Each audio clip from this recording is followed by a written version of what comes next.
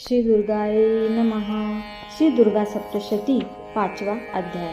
देवताओं द्वारा देवी की स्तुति। चंडमुंड के मुख से अंबिका के रूप की प्रशंसा सुनकर शुंभ का उसके पास दूध भेजना और दूध का निराश लौटना।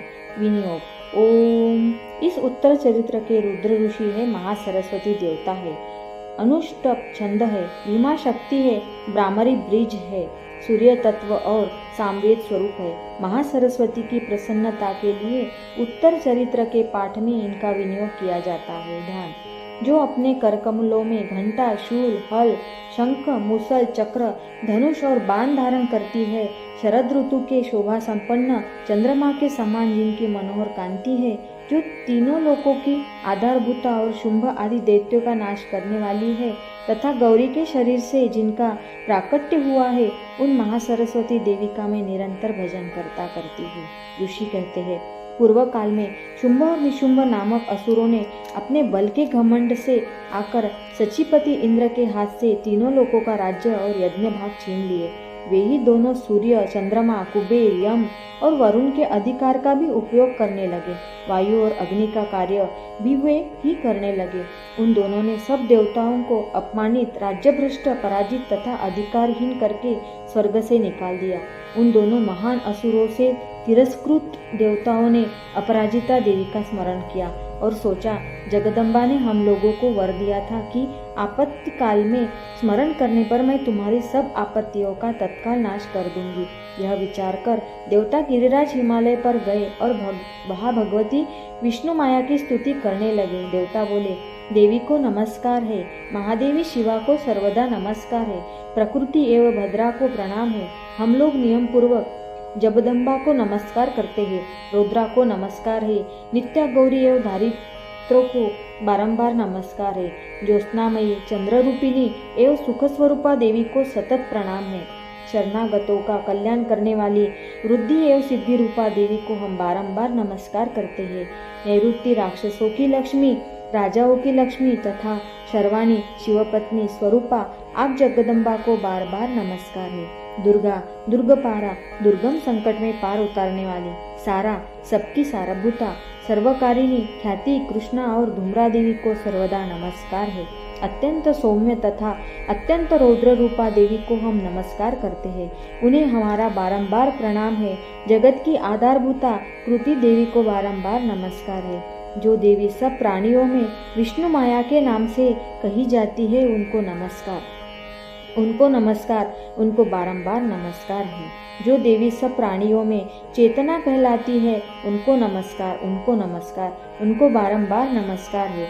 जो देवी सब प्राणियों में बुद्धि रूप से स्थित है, उनको नमस्कार, उनको बारंबार नमस्कार है। जो देवी सब प्राणियों में निद्रा रूप से स्थित है, उनको नमस्कार, उनको बारंबार नमस्कार है। जो देवी सब प्राणियों में क्षुधा रूप से स्थित है, उनको नमस्कार, उनको बारंबार नमस्कार है। जो देवी सब प्राणियों में छाया रूप से स्थित है, उनको नमस्कार, उनको बारंबार नमस्कार है। जो देवी सब प्राणियों में शक्ति रूप से स्थित है, उनको नमस्कार, उनको बारंबार नमस्कार है। जो देवी सब प्राणियों में तृष्णा रूप से स्थित है, उनको नमस्कार, उनको बारंबार नमस्कार है।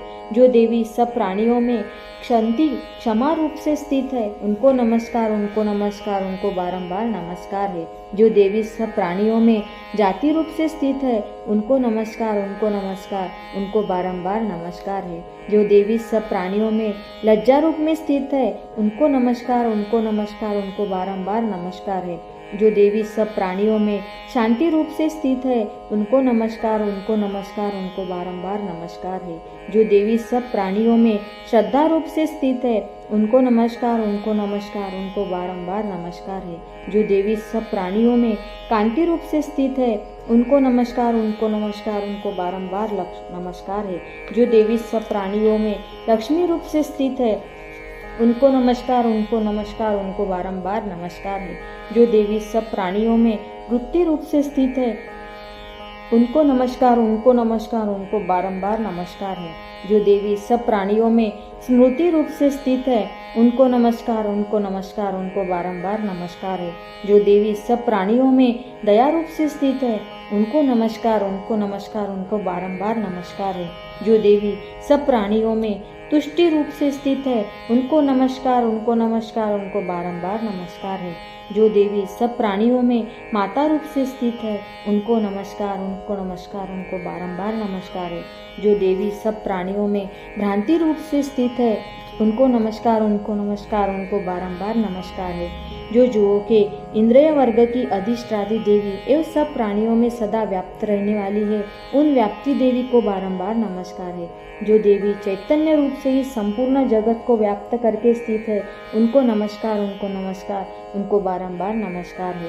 पूर्व काल में अपने अभिष्ट की प्राप्ति होने से देवताओं ने जिनकी स्तुति की तथा देवराज इंद्र ने बहुत दिनों तक जिनका सेवन किया, वह कल्याण की साधन भूता ईश्वरी हमारा कल्याण और मंगल करे तथा सारी आपत्तियों का नाश कर डाले। उदंड दैत्यों से सताए हुए हम सभी देवता जिन परमेश्वरी को इस समय नमस्कार करते हैं तथा जो भक्ति से विनम्र पुरुषों द्वारा स्मरण की जाने पर तत्काल ही संपूर्ण विपत्तियों का नाश कर देती है, वे जगदम्बा हमारा संकट दूर कर। ऋषि कहते हैं, राजन, इस प्रकार जब देवता स्तुति कर रहे थे उस समय पार्वती देवी गंगा जी के जल में स्नान करने के लिए वहां आई। उन सुंदर मोह वाली भगवती ने देवताओं से पूछा, आप लोग यहाँ किसकी स्तुति करते हैं? तब उन्हीं के शरीर कोश के प्रकट हुई शिवा देवी बोली, शुंभ दैत्य से तिरस्कृत और युद्ध में निशुंभ से पराजित हो यहाँ एकत्रित हुए ये समस्त देवता यह मेरी ही स्तुति कर रहे हैं। पार्वती जी के शरीर कोश से अंबिका का प्रादुर्भाव हुआ था, इसलिए वे समस्त लोकों में कौशिकी कही जाती है। कौशिकी के प्रकट होने के बाद पार्वती देवी का शरीर काले रंग का हो गया। अंत में हिमालय पर रहने वाली कालिका देवी के नाम से विख्यात हुई। तदनंतर शुंभ निशुंभ के भूत चंडमुंड वहां आए और उन्होंने परम मनोहर रूप धारण करने वाली अंबिका देवी को देखा। फिर वे शुंभ के पास जाकर बोले, महाराज, एक अत्यंत मनोहर स्त्री है जो अपनी दिव्य कांति से हिमालय को प्रकाशित कर रही है। वैसा उत्तम रूप कहीं किसी ने भी नहीं देखा होगा। असुरेश्वर पता लगाइए वह देवी कौन है और उसे ले लीजिए। स्त्रियों में वह रत्न है, उसका प्रत्येक अंग बहुत ही सुंदर है तथा वह अपने 6 अंगों की प्रभा से संपूर्ण दिशाओं में प्रकाश फैला रही है। दैत्यराज, अभी वह हिमालय पर ही मौजूद है, आप उसे देख सकते हैं। प्रभु, तीनों लोकों में मणि, हाथी और घोड़े आदि जितने भी रत्न हैं वे सब इस समय आपके घर में शोभा पाते हैं। हाथियों में रत्नभूत ऐरावत, यह पारिजात का वृक्ष और यह उच्चैश्रवा घोड़ा, यह सब आपके इंद्र से ले लिया है। हंसों से जुटा हुआ यह विमान भी आपके आगमन में शोभा पाता है। यह रत्नभूत अद्भुत विमान जो पहले ब्रह्मा जी के पास था वह आपके यहाँ लाया गया है। यह महापद्म नामक निधि आप कुबेर से छीन लाए हैं। समुद्र ने भी आपको किंजकलिनी नाम की माला भेंट की है जो केसरों से सुशोभित है और जिसके कमल कभी कुमलते नहीं है। सुवर्ण की वर्षा करने वाला वरुण का छत्र भी आपके घर में शोभा पाता है तथा यह श्रेष्ठ रथ जो पहले प्रजापति के अधिकार में था अब आपके पास मौजूद है। दैत्येश्वर मृत्यु की उत्क्रांतिदा नाम वाली शक्ति भी आपने छीन ली है तथा वरुण का पाश और समुद्र में होने वाले सब प्रकार के रत्न आपके भाई निशुंभ के अधिकार में है। अग्नि ने दैत्येश्वर मृत्यु की उत्क्रांति का नाम वाली शक्ति भी आपने छीन ली है तथा वरुण का पाश और समुद्र में होने वाले सब प्रकार के रत्न आपके भाई निशुंभ के अधिकार में है। अग्नि ने भी स्वतः शुद्ध किए हुए 2 वस्त्र आपकी सेवा में अर्पित किए हैं। दैत्यराज, इस प्रकार सभी रत्न आपने एकत्र कर लिए हैं। फिर जो यह स्त्रियों में रत्न रूप कल्याणमयी देवी है, इसे आप क्यों नहीं अपने अधिकार में कर लेते?